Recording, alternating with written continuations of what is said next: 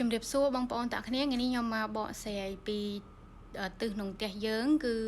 ពាក់ព័ន្ធទៅនឹងក្បួនហុងស៊ុយបងប្អូនតាគ្នាហុងស៊ុយផ្ទះណាអញ្ចឹងយើងដឹងឲ្យថាទិសនៅក្នុងផ្ទះយើងគឺមាន8គឺមាន8ទិសមានត្បូងឈៀងកើតត្បូងឈៀងលិចទិសខាងកើតទិសខាងលិចទិសខាងជើងឈៀងកើតនិងជើងឈៀងលិចអញ្ចឹងទិសនីមួយៗគឺតំណាងឲ្យសមាជិកគ្រួសារក្នុងផ្ទះយើងអញ្ចឹងថ្ងៃនេះគឺខ្ញុំនិយាយពីទិសដែលមានបញ្ហាប៉ោងឬមួយក៏ផតឬមួយក៏បាត់ជ្រុងបងប្អូនតាគ្នា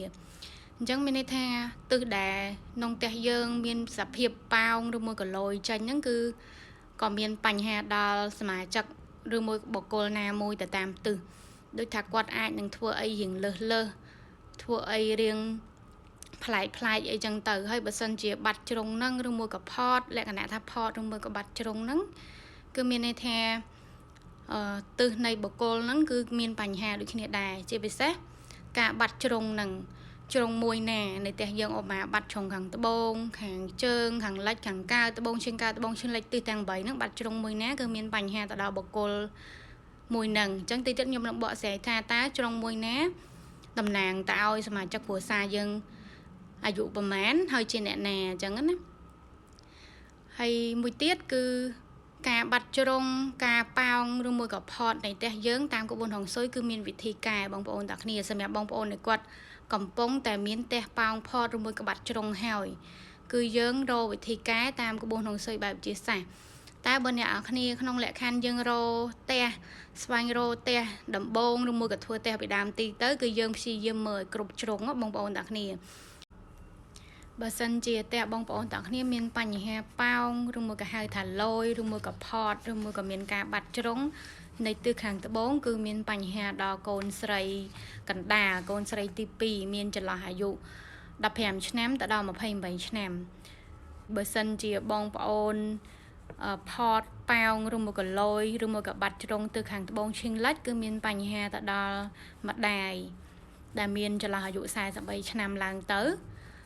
បើសិនជាបាត់ជ្រុងត្បូងឈៀងកើតគឺមានបញ្ហាទៅដល់កូនស្រីច្បងដែលមានចន្លោះអាយុ29ទៅដល់42ហើយចំណែកបើសិនជាបងប្អូនខ្លះដែលគាត់មានបញ្ហាផតប៉ោងឬមួយក៏បាត់ជ្រុងទិសខាងកើតគឺមានបញ្ហាទៅដល់កូនប្រុសច្បងដែលមានចន្លោះអាយុ33ឆ្នាំទៅដល់48ឆ្នាំចំណែកទិសខាងលិចបើសិនជាបងប្អូនមានបញ្ហាលយប៉ោងផតឬមួយក៏បាត់ជ្រុងនៅទិសហ្នឹងគឺមានបញ្ហាដល់កូនស្រីទី3ដែលមានចន្លោះអាយុ1ឆ្នាំទៅដល់14ឆ្នាំចំណែកបើសិនជាផ្ទះបងប្អូនគាត់មានបញ្ហាលយប៉ោងផតឬមួយក៏បាត់ជ្រុងនៅទិសខាងជើងឈៀងកើតគឺមានបញ្ហាទៅដល់កូនប្រុសទី3កូនប្រុសពៅមានចន្លោះអាយុ1ឆ្នាំទៅដល់16ឆ្នាំរីឯបងប្អូនដែលគាត់ខ្លះមានផ្ទះលយប៉ោងផតនៅទិសខាងជើងគឺមានបញ្ហាទៅដល់កូនប្រុសទី2ដែលមានចន្លោះអាយុ17ទៅដល់32ឆ្នាំ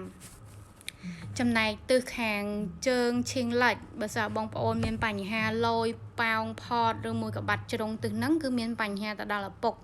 ដែលមានចន្លោះអាយុ49ឆ្នាំឡើងទៅអញ្ចឹងទិសទាំង3ហ្នឹងគឺយើងព្យាយាមមិនឲ្យបាត់ជ្រុងណាមួយទេបើសិនបងប្អូនទាំងគ្នាសង្កេតមើលផ្ទះខ្លួនឯងថាមានបញ្ហាផតប៉ោងឬមួយក៏លយឬមួយក៏បាត់ជ្រុងណាមួយបងប្អូនត្រូវឆាប់រកវិធីកែបងប្អូនអាចតំណងទៅគ្រូចិនសែជំនាញដែលអាចជួយបងប្អូនទាំងគ្នានៅក្នុងការកែប្រែហុងស៊ុយផ្ទះបងប្អូនទាំងគ្នាឡើងវិញព្រោះនៅពេលដែលយើងរស់នៅរយៈពេលយូរគឺយើងនឹងមានបញ្ហាកើតឡើងដូចជារឿងសុខភាព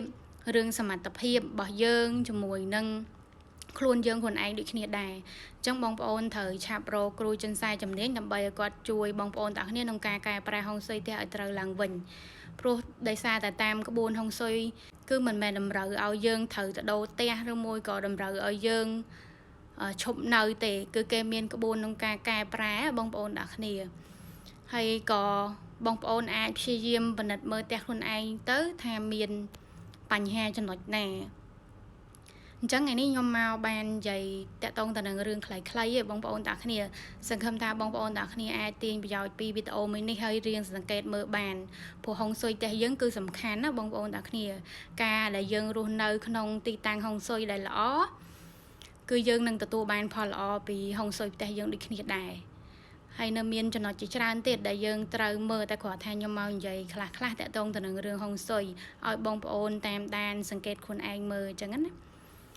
ហើយជាចុងក្រោយសូមបងប្អូនទាំងគ្នាជួយ like ជាមួយនឹងជួយ share ដើម្បីបានឃើញវីដេអូហុងស៊ុយជារៀងរាល់ថ្ងៃអរគុណច្រើនបងប្អូនទាំងគ្នាជំរាបលា